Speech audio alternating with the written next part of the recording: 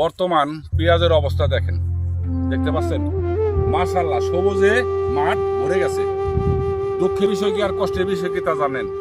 ইদানিং শুনতে পেলাম বর্তমান উপদেষ্টারা এলসি করতেছে পেঁয়াজ। এই কৃষক গত বছর কিন্তু দড়ি নিয়ে ঘুরছে, এবার কিন্তু ঝুলে পড়বো, দড়ি নিয়ে ঝুলে পড়বো, নির্ঘাত মাঠে মারা যাবে প্রত্যেকটা কৃষক। দয়া করে কেউ এলসি করবেন না, এলসি করবেন না। আর মাত্র 15টা দিন, 15 থেকে 20 দিন একটু কৃষক বাঁচতে দেবে।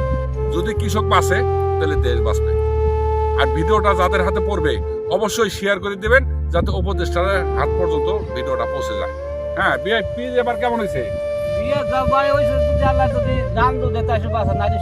তাই তাই এই যে মানে উপদেষ্টারা যে এলসি করতেছে, দুর্নীতি করতেছে, হ্যাঁ, এই বিষয়ে কিছু করা আছে? এই বিষয়ে এটা হচ্ছে দেশের ক্ষতিকার, দেশের ক্ষতি, কৃষকের ক্ষতি। হ্যাঁ, দেশের ক্ষতি মানে কৃষকের ক্ষতি, এটা দেশের ক্ষতি। এক বস্তা সার কেনা হয়েছে বর্তমানে বাইরের মধ্যে বাজারে 2600 থেকে 2700 টাকা দিয়ে ফসফেট। আর ঢ্যাপ সার কেনা হয়েছে 2000 টাকা বস্তা। পটাশ কেনা হয়েছে 1700-1800 টাকা বস্তা। ন্যায্য মূল্যে কিন্তু আমরা সার পাইনি। আমি কিন্তু শখের বসে কৃষিকাজ করার জন্য আসছি। ন্যায্য মূল্যে আমরা সার পাইনি। সারের ডিলাররা সিন্ডিকেট করে অনেক অর্থ হাতিয়ে নিয়ে গেছে। আর ওষুধ কোম্পানির কথা কি বলবো, এই বিষয়ে কারো মাথা ব্যথা নেই।